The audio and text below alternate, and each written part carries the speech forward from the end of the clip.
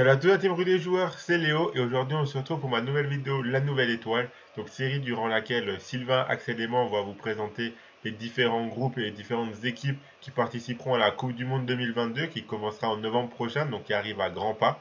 Dans cette vidéo je vais vous présenter l'avant-dernier groupe, le groupe G, qui est composé du Brésil, de la Serbie, de la Suisse et du Cameroun. Donc pour la petite anecdote, c'est un groupe qui est très similaire à celui de 2018 car le groupe E était composé du Brésil, de la Suisse, de la Serbie et du Costa Rica. Donc on avait vraiment exactement le même groupe, sauf que le Costa Rica en 2018 est remplacé cette année par le Cameroun. Mais donc ça sera un petit peu le fil rouge de cette vidéo. On reviendra assez régulièrement sur cette phase de groupe de 2018 car c'était intéressant de voir un petit peu les résultats qu'il y a eu lors de trois équipes qui se retrouveront dans le même groupe cette année en 2022. On aura vraiment quasiment les mêmes matchs avec juste une équipe différente. Même si vous le verrez tout au long de la vidéo, notamment dans mes pronos en fin de vidéo, que j'imagine un Cameroun un peu plus accrocheur et embêtant pour les trois autres équipes que ne l'a été le Costa Rica en 2018.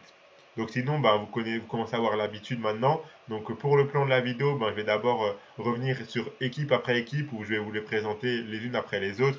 Ensuite, on parlera vite fait des différents matchs, l'ordre des matchs de cette phase de groupe. On reviendra sur une affiche particulière que j'ai décidé de garder. Ensuite, je vous donnerai mes pronostics pour le groupe G de 2022 et on finira par un mode football fiction où on imaginera quels pourraient être les potentiels huitièmes de finale pour ces équipes du groupe G. Donc sans plus attendre, on va commencer par la première équipe, sûrement l'équipe la plus liée à cette compétition, donc la Seleção, le Brésil. Donc quand on pense Coupe du Monde, on pense Brésil, et quand on pense Brésil, on pense Coupe du Monde. Forcément, ces équipes sont vraiment très très liées. Donc elle détient plusieurs records dans cette compétition. Tout d'abord, c'est l'équipe la plus titrée. Elle a 5 étoiles sur les maillots. Elle a remporté 5 fois la Coupe du Monde. La première fois, c'était en 58. Ensuite, 4 ans après, en 62, en 70, en 94. Et la dernière fois qu'elle a soulevé le trophée, c'était en 2002. Donc cette Coupe du Monde, elle l'a remportée sur trois continents différents, mais jamais au Brésil. Elle a organisé deux fois la Coupe du Monde chez elle au Brésil, et ça s'est pas très bien fini les deux fois. On y reviendra un petit peu plus tard dans la vidéo. Sinon, c'est également la seule sélection à n'avoir manqué aucune phase finale de Coupe du Monde. Elle s'est qualifiée à chaque fois. Donc de 1930 jusqu'à l'édition qui arrive en 2022, elle a participé à toutes les Coupes du Monde. Elle était dans les phases de groupe à chaque édition. Et c'est la seule sélection à n'avoir manqué aucune Coupe du Monde comme le Brésil. Donc encore un nouveau record à son actif.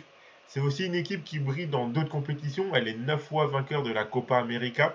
Elle a été première au classement FIFA de 94 à 2006, donc pendant plus de 10 ans, sans discontinuité, sans interruption quasiment. Donc c'était vraiment une période où le Brésil surdominait le football mondial. En août 2016, le Brésil a remporté sa première médaille d'or aux Jeux Olympiques de Rio.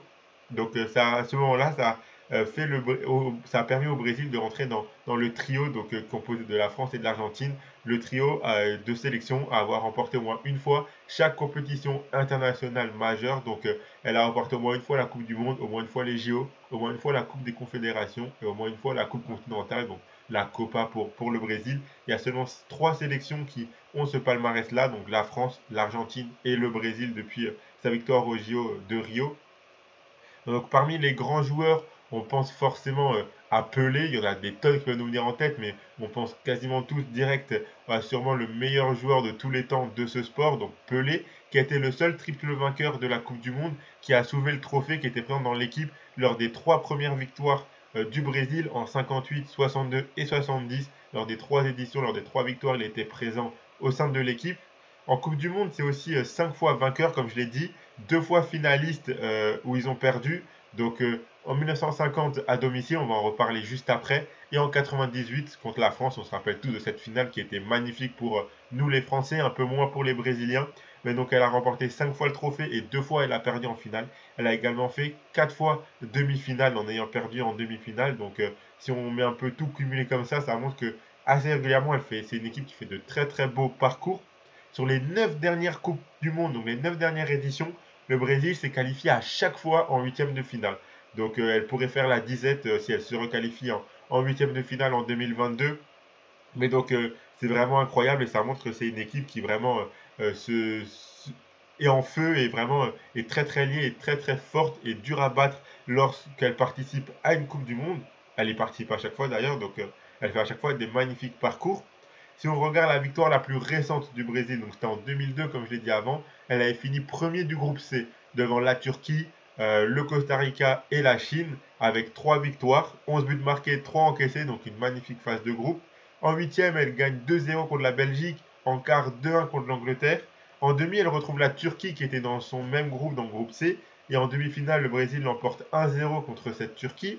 Et elle remporte la finale 2-0 contre l'Allemagne avec un doublé de R9 en finale. Donc on se rappelle tous un petit peu de ce match pour les plus anciens, entre guillemets, vu que la Coupe du Monde a quand même, de 2002 a quand même maintenant 20 ans, hein, mine de rien, ça commence à faire. Si on regarde maintenant le parcours le plus récent, donc lors de la dernière édition en 2018, le Brésil avait fini premier du groupe E, donc devant la Suisse, la Serbie et le Costa Rica, avec 5 buts marqués et 1 but encaissé, donc encore une très bonne phase de groupe.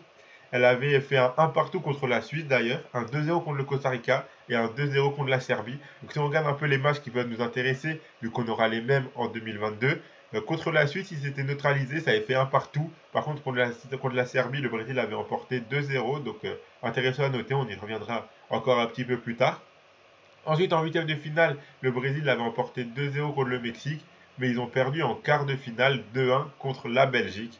Donc leur parcours lors de la dernière édition s'est arrêté en quart de finale, mais c'était déjà un très très bon parcours, même si on aurait pu attendre un petit peu plus de la part du Brésil. Malgré toute cette belle histoire entre le Brésil et la Coupe du Monde, il y a énormément de souvenirs magnifiques qui nous viennent en tête forcément. Il y a quand même deux défaites très historiques qui ont marqué la Seleção, le peuple brésilien et même le monde du football en général. Les deux ont eu lieu à domicile lors des deux seules éditions organisées au Brésil. Donc la première, comme je l'ai dit juste avant, c'était en 1950, la première fois que le Brésil organise la Coupe du Monde chez elle. Donc le Brésil avait fini premier de son groupe devant la Yougoslavie, la Suisse et le Mexique, avec 8 buts marqués et 2 encaissés, donc une magnifique phase de groupe. À cette époque, après la phase de groupe, il n'y avait pas des huitièmes de finale, quarts de finale, etc. comme on connaît maintenant. Il y avait une nouvelle poule qui était créée avec les premiers de chaque groupe. Et donc on recommençait une phase de poule pour déterminer le vainqueur de la Coupe du Monde. C'est l'équipe qui allait finir en tête du groupe de vainqueurs, entre guillemets. Donc dans cette poule de vainqueurs créée avec les premiers, on avait le Brésil, l'Uruguay, la Suède et l'Espagne. Le Brésil entame à merveille cette phase finale, entre guillemets, en gagnant 7-1 contre la Suède au premier match et ensuite 6-1 contre l'Espagne. L'Uruguay de son côté fait une victoire et un match nul. Donc par le hasard du calendrier, le dernier match c'est un Brésil-Uruguay. Et donc c'est vraiment le match qui permettra de déterminer le gagnant. C'était pas prévu comme ça, mais vu que le Brésil avait fait 2 victoires et l'Uruguay avait fait une victoire et un nul, le Brésil s'est retrouvé du coup avec 6 points, l'Uruguay avec 5 points. Et donc le dernier affrontement entre les deux allait déterminer qui allait soulever le trophée. Et à domicile, après 2 victoires écrasantes de la part du Brésil face à la Suède et à l'Espagne, tout portait à croire que le Brésil allait soulever le trophée devant ses supporters, allait soulever sa première Coupe du Monde de son histoire. Surtout que vu que le Brésil avait 6 points, l'Uruguay 5 points, un match nul suffisait au Brésil pour remporter la Coupe du Monde.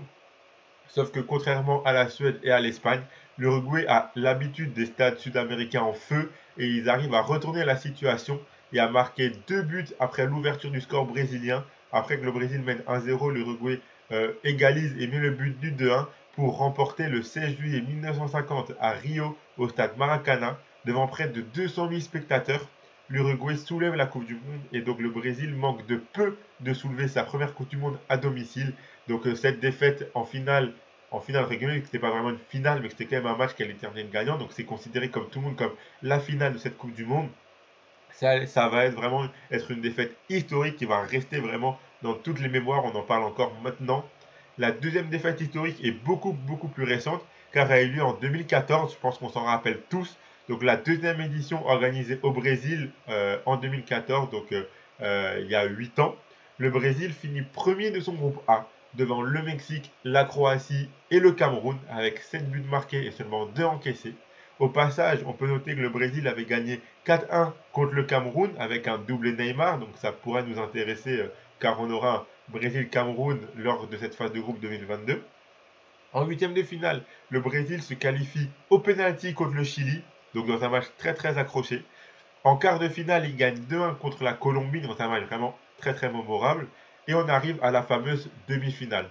Avec Neymar blessé, Thiago Silva suspendu, les deux suite au quart de finale contre la Colombie, le Brésil se présente face à l'Allemagne sans ses deux cadres en attaque et en défense.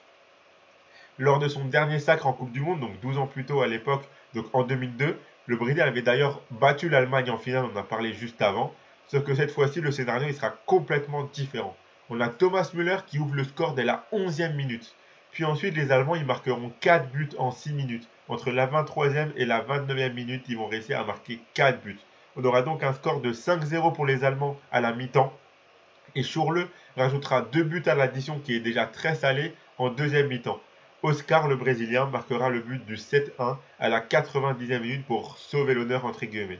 Donc on a vraiment une défaite historique, on a tous des souvenirs comme ça de cette défaite qui a choqué le monde du football, du Brésil qui perd 7-1 en demi-finale de Coupe du Monde chez elle au Brésil avec des spectateurs en larmes, tout un peuple en larmes, des joueurs en larmes. C'était vraiment inattendu. Et cette défaite 7-1 sera la plus large de l'histoire du Brésil et le score le plus lourd en demi-finale d'une Coupe du Monde. Et l'Allemagne à cette époque-là s'est qualifiée pour sa 8e finale et elle a battu le record du Brésil qui était à 7 finales avant. Donc l'Allemagne détient le record du nombre de finales atteintes en Coupe du Monde. Pour la suite, on a l'Allemagne qui gagnera la finale face à l'Argentine et le Brésil qui perd le match pour la troisième place face aux Pays-Bas 3-0. Donc un match où il voulait un petit peu sauver l'honneur et repartir sur une bonne base, finir plutôt sur une bonne base et même pas ça. Les Pays-Bas d'Arjen Robben ont remporté le match 3-0 et donc le Brésil finira 4e de cette Coupe du Monde. Donc ces deux défaites à domicile sont vraiment historiques. On peut dire qu'il y a une sorte de malédiction sur le Brésil dès qu'ils organisent la Coupe du Monde. Ça se passe mal. Mais donc, c'est vraiment deux défaites du Brésil en Coupe du Monde qui resteront à jamais gravées dans l'histoire du football. Pour les matchs beaucoup plus récents, lors du dernier rassemblement du mois de juin, donc le Brésil avait des matchs amicaux, ils n'avaient pas de compétition. Ils ont fait pas mal de matchs intéressants contre des équipes un petit peu d'Asie, la Corée du Sud, le Japon, etc. Donc ils ont eu pas mal de matchs intéressants et donc c'est une équipe qui peut être considérée comme la meilleure équipe du monde, pardon. Euh, parce que notamment si on regarde les bookmakers, elle est favori pour tous les bookmakers pour cette édition de Coupe du Monde. Ça semble l'équipe la plus solide sur le papier avec des matchs récents qui sont très très très prometteurs. À voir ce que ça va donner, même si c'est l'Argentine qui avait gagné la dernière Copa face au Brésil en finale. C'est quand même une équipe qui paraît très très solide avec des très bons joueurs, un mélange de jeunes, d'expérience, un peu à tous les postes, sur toutes les lignes. Donc à voir ce que ça va donner, mais en tout cas on peut de nouveau s'attendre à un très très beau parcours du Brésil lors de cette Coupe du Monde 2022. Donc si on passe à l'équipe suivante, donc la Serbie. Donc la Serbie, jusqu'à la Coupe du Monde 2002, donc elle participait sous le nom de la Yougoslavie.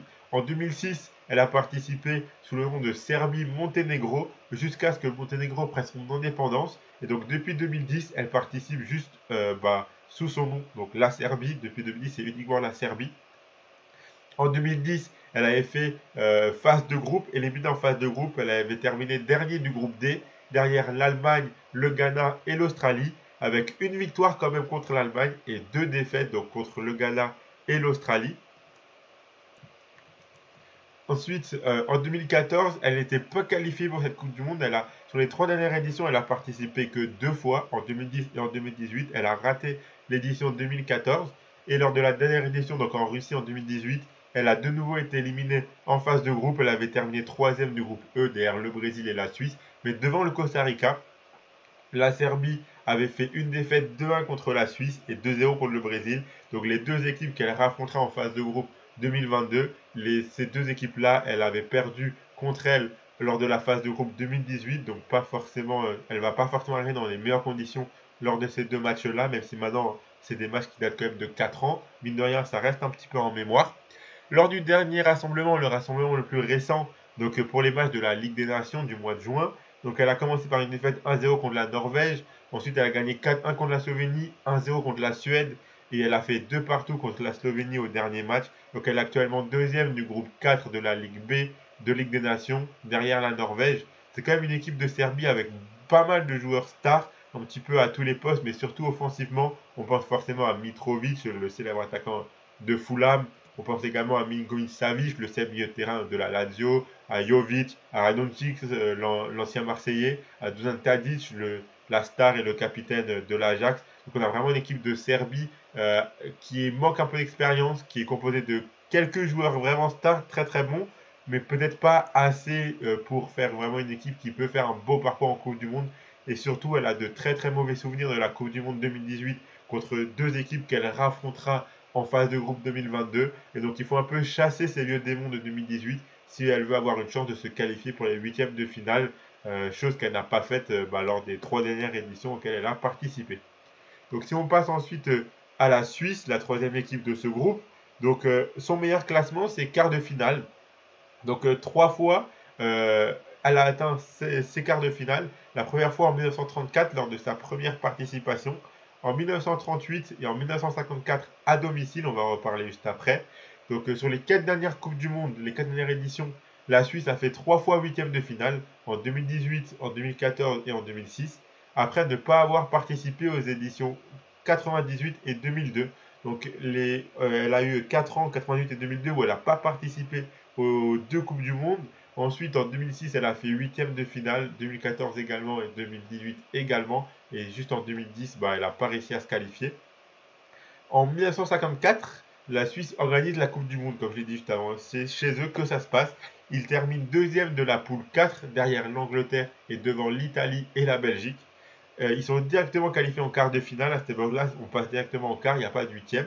Et la Suisse, elle se fait éliminer par l'Autriche en quart de finale dans le match le plus prolifique de l'histoire de la Coupe du Monde en termes de buts, car elle se fait éliminer par une défaite 7-5, donc 7 buts marqués par l'Autriche, 5 par la Suisse, avec de chaque côté, Autriche et Suisse, de chaque côté, il y avait un triplé d'un joueur et un doublé d'un autre joueur. Donc c'était vraiment un match hyper prolifique en termes de buts, et encore aujourd'hui, c'est le match le plus prolifique en termes de buts de l'histoire de la Coupe du Monde. Si on se concentre sur les 2 précédentes éditions, donc en 2014 au Brésil, elle avait terminé deuxième du groupe E, derrière la France, et devant l'Équateur et le Honduras. Donc elle était dans le groupe de la France à cette époque, elle avait terminé deuxième. Ensuite, elle a été éliminée directement en huitième de finale par l'Argentine, après un match très très disputé. L'ouverture du score de Di Maria sur une passe de Messi à la 118e, donc juste avant les pénaltys. Et quelques secondes après l'ouverture du score, la Suisse essaie d'égaliser et il y a le Suisse Zemaili qui voit sa tête s'écraser sur le poteau de Romero, le gardien argentin qui était battu. Donc c'est repassé à pas grand chose, mais l'Argentine s'était qualifiée en quart de finale et la Suisse était éliminée. En 2018, en Russie, il y a 4 ans, elle avait terminé deuxième du groupe E aussi, derrière le Brésil et devant la Serbie et le Costa Rica. Donc dans le groupe qui restera à peu près similaire, elle avait terminé deuxième. Elle avait fait un partout contre le Brésil, comme je l'ai dit avant. Elle avait gagné 2-1 contre la Serbie.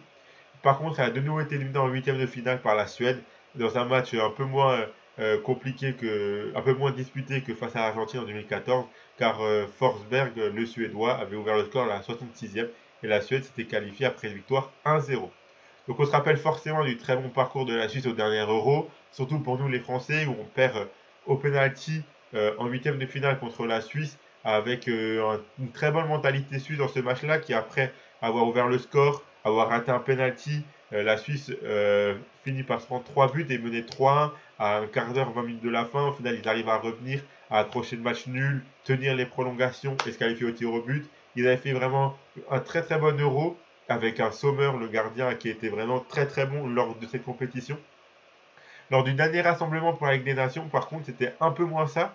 Ils ont perdu 2-1 contre la République tchèque, 4-0 contre le Portugal et 1-0 contre l'Espagne. Et ils ont gagné 1-0 contre le Portugal au dernier match. Donc sur 4 matchs, ils ont fait 3 défaites et une victoire. Ils sont actuellement derniers du groupe 2 de la Ligue A, de la Ligue des Nations. Donc c'est vraiment une équipe suisse qui est assez régulièrement qualifiée en huitième de finale lorsqu'elle participe à une Coupe du Monde. Mais elle a vraiment des performances un peu en montagne russe. On peut voir qu'elle fait un très bon Euro. Derrière, elle fait des matchs de Ligue des Nations vraiment très très mauvais. Donc on peut se demander un petit peu s'ils sont réellement les favoris pour la deuxième place. Ça semble un petit peu être le cas, même si on verra après que la Serbie, j'en ai déjà parlé juste avant, et on va en parler juste après, du Cameroun. Attention parce que ça peut être un petit peu compliqué, et vu leurs performances qui sont un petit peu un coup ça va bien, un coup ça va très mal, etc. Ça peut vraiment dépendre énormément du premier match de leur entame de Coupe du Monde à la Suisse, à voir ce que ça va donner, mais on peut se poser des questions quant à leur statut de favori pour la deuxième place de ce groupe G. On passe maintenant à la dernière équipe, donc le Cameroun. Donc c'est leur première participation, leur première participation, elle a eu lieu en 1982, où ils avaient été éliminés en phase de groupe. Ils avaient terminé troisième du groupe 1, derrière la Pologne et l'Italie. Ils avaient fait 3 matchs nuls, 2 fois 0-0 et une fois 1 partout. C'était vraiment un groupe qui a été très très très serré. Ils ont fini avec 3 points à égalité de points avec l'Italie, mais l'Italie, au goal average, était passé devant. Leur meilleure performance, c'était en 1990. Ils ont atteint les quarts de finale. Ils avaient terminé premier du groupe B devant la Roumanie, l'Argentine et l'Union soviétique. C'était la première équipe africaine à se qualifier en quart de finale de Coupe du Monde après avoir battu 2-1 la Colombie en huitième.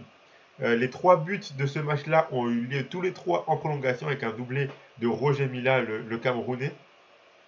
Donc ensuite, ils ont perdu en quart de finale face à l'Angleterre, mais c'était déjà quand même un très très beau parcours pour eux et pour une équipe africaine.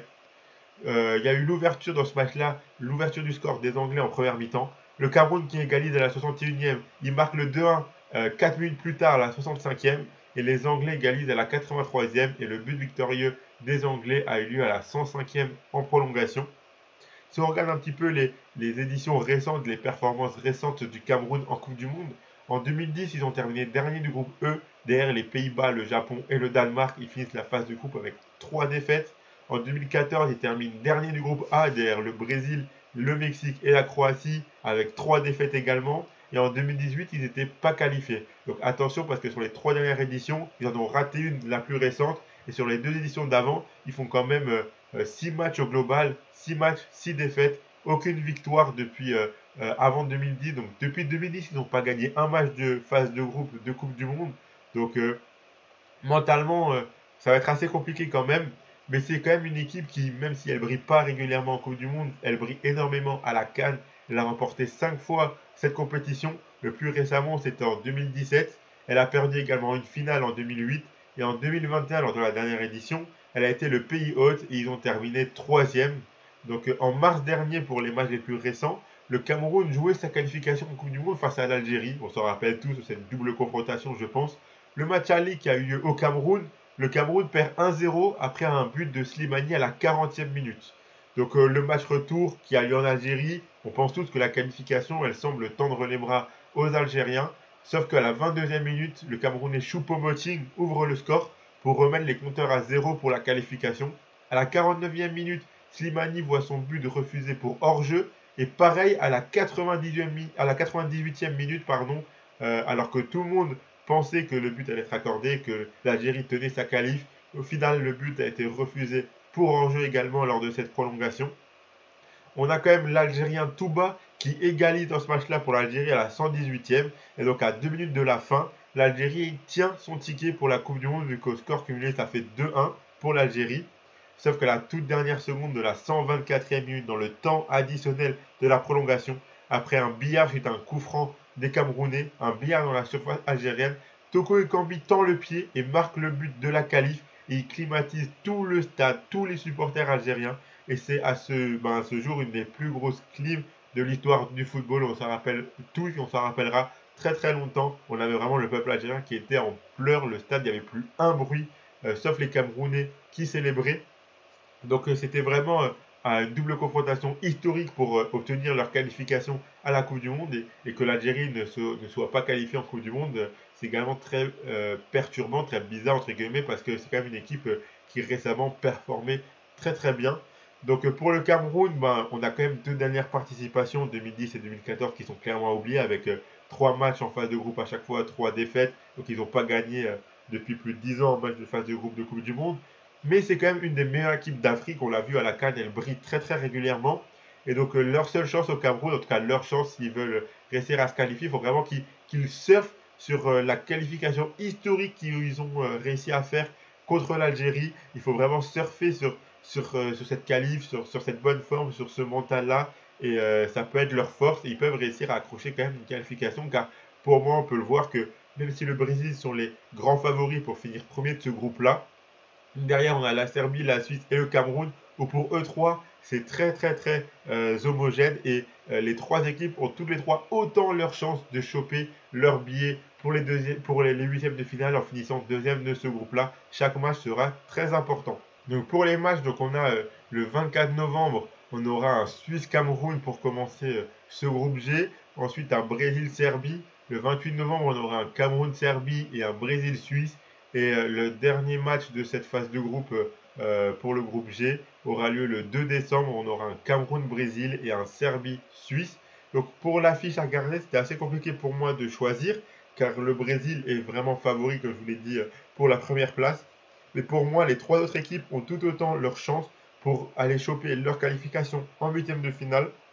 Mais si on enlève un peu le Brésil, on a vraiment un groupe qui est très très homogène avec des équipes qui se valent vraiment les unes contre les autres. Donc chaque match de cette phase de groupe pourra complètement changer le classement. Donc tous les matchs, notamment les confrontations entre ces équipes-là, que ce soit un Suisse-Cameroun, un Cameroun-Serbie, un Serbie-Suisse, ces matchs-là vraiment seront hyper importants pour aller choper cette qualification en huitième de finale. Ça sera peut-être même l'équipe qui arrivera à accrocher des points contre le Brésil qui pourra choper son billet pour les huitièmes de finale potentiellement. Ça risque d'être un scénario qui peut se produire comme ça, mais j'ai quand même décidé de vouloir garder l'affiche potentiellement la plus belle sur le papier. Donc j'ai décidé de garder, vous vous en doutez, le match qui aura lieu en troisième match de cette phase de groupe, le Brésil-Cameroun. Donc c'est un remake de la phase de groupe de la Coupe du Monde 2014 où le Brésil et le Cameroun étaient dans le même groupe et le Brésil avait gagné 4-1 le match avec un doublé de Neymar, on en a parlé un petit peu plus tôt. Donc entre ces deux nations, c'est 5 matchs de football, 4 victoires du Brésil et une seule du Cameroun. Et notamment en Coupe du Monde, il y a 2 victoires du Brésil, les deux en phase de groupe, donc en 2014 comme je l'ai dit, et en 1994. Donc on a vraiment un match qui sera assez compliqué pour les Camerounais. Mais comme je l'ai dit, tous les matchs seront très importants pour la qualif. Et l'équipe qui arrivera potentiellement à récupérer quelques points, à accrocher un match nul contre le Brésil, aura peut-être ce point-là qui pourra faire la différence pour aller choper la deuxième place et se qualifier pour les huitièmes de finale. Vous voyez un petit peu venir, on va parler des pronos juste après. Et donc pour moi, potentiellement, parmi ces trois équipes qui peuvent être assez égales et qui peuvent se valoir, et bah pour moi, je mettrais un petit peu le Cameroun un petit peu plus haut et je leur donnerai un petit peu leur chance à eux. Ils sont un petit peu les outsiders, on le verra juste tout de suite là. Mais moi, je pense que c'est cette équipe-là, en surfant sur leur magnifique qualif face à l'Algérie, qui peut réussir à se qualifier face à une Suisse qui peut être un petit peu en galère et la Serbie qui n'a pas vraiment de repères en Coupe du Monde. Donc on va parler maintenant des pronos, comme je l'ai dit. Donc les codes, je les ai prises sur BetClick si jamais. Donc mes pronostics pour ce groupe G. Donc tout d'abord, on a le Brésil qui gagne le groupe G, donc qui termine premier de ce groupe, qui est coté à 1,40. Pour moi, c'est vraiment les favoris. On a les trois autres équipes qui risquent un petit peu de s'accrocher sur les confrontations directes, des matchs qui seront très importants pour la qualif, on le sait, ils le savent, donc ça risque d'être des matchs vraiment très très accrochés. Chaque point comptera énormément dans ce groupe-là. Donc potentiellement le Brésil, eux, vont faire un parcours assez tranquille dans cette phase de groupe, des équipes qu'ils ont eu l'habitude de battre, même s'il y a eu un partout contre la Suisse, un match nul en 2018. Je pense que le Brésil, là, ils apparaissent comme les favoris pour la victoire finale, donc ils se doivent de faire une bonne phase de groupe pour entamer au mieux et au max de confiance cette Coupe du Monde 2022. Donc le Brésil qui finit premier de ce groupe à 1,40, je trouve que c'est très intéressant à prendre. Et ensuite, j'ai tenté la grosse cote, l'équipe qui est la plus haute cotée pour la qualif, mais c'est quand même mes favoris parmi les trois autres, enfin parmi la Serbie, la Suisse et le Cameroun, c'est eux mes favoris, pour moi en tout cas, c'est mon avis. Donc la qualification du Cameroun à 3,75, je trouve ça vraiment très très intéressant. Ça sera très très dur, quasiment impossible de finir premier, vu que pour moi, ce sera vraiment le Brésil sans, il n'y aura pas forcément de surprise là-dessus. Mais la deuxième place, pour moi, elle peut vraiment être décrochée par les Camerounais. Et donc à 3,75, la qualif du Cameroun, alors qu'on a vraiment trois équipes qui se valent énormément. Je trouve que c'est vraiment très très haut côté. Et je pense qu'ils peuvent vraiment faire quelque chose de beau dans cette phase de groupe. Et donc ensuite pour la victoire finale comme d'habitude, donc on a le Brésil qui est coté à 5,50. C'est comme je l'ai dit les favoris pour les bookmakers, c'est l'équipe qui est la plus basse cotée pour la victoire finale, ils sont à 5,50.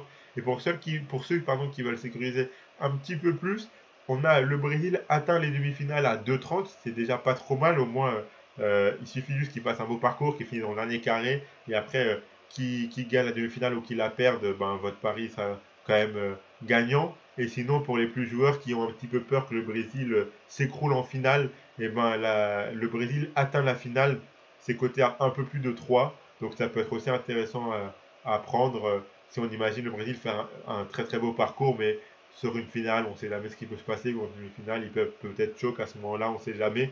Mais donc je vois que j'imagine un Brésil avoir vraiment toutes leurs chances de se qualifier en demi-finale au minimum finir dans le dernier carré. Donc ces cotes-là peuvent être très très intéressants à tenter. Donc si maintenant on fait un peu de football fiction et qu'on imagine les potentiels huitièmes de finale, donc les voici.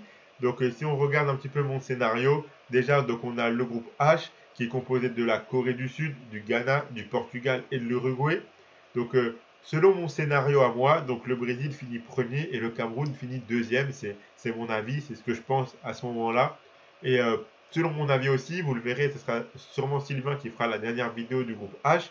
Et donc, pour moi en tout cas, j'imagine un Portugal qui finirait premier et l'Uruguay qui finirait deuxième. Mais attention, parce que ce sera quand même un groupe très très accrocheur encore. Mais Sylvain en parlera mieux que moi dans sa vidéo spéciale pour le groupe H. Donc, on aurait, selon mon scénario, si ça se produit comme ça, on aurait donc un Brésil-Uruguay en huitième de finale, donc un match historique d'Amérique du Sud et surtout une revanche de la première défaite historique du Brésil, la Coupe du Monde 1950. J'en ai parlé assez longtemps juste avant.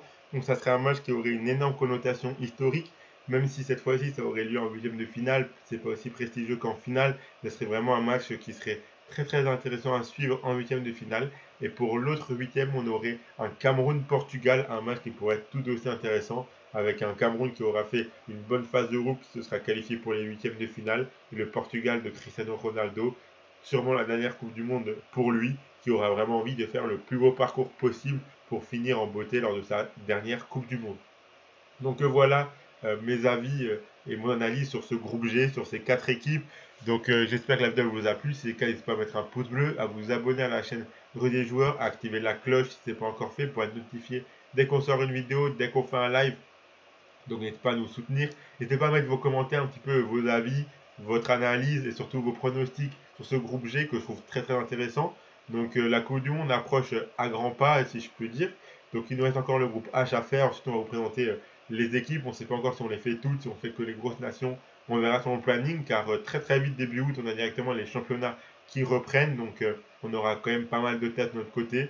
Donc moi je vous retrouve très vite pour une vidéo Wimbledon pour les débuts des pronostics sur Wimbledon, sur ce tournoi de tennis qui s'annonce très très intéressant. On verra avec des bons matchs et des joueurs qui arrivent très très en forme. Donc vous verrez très vite.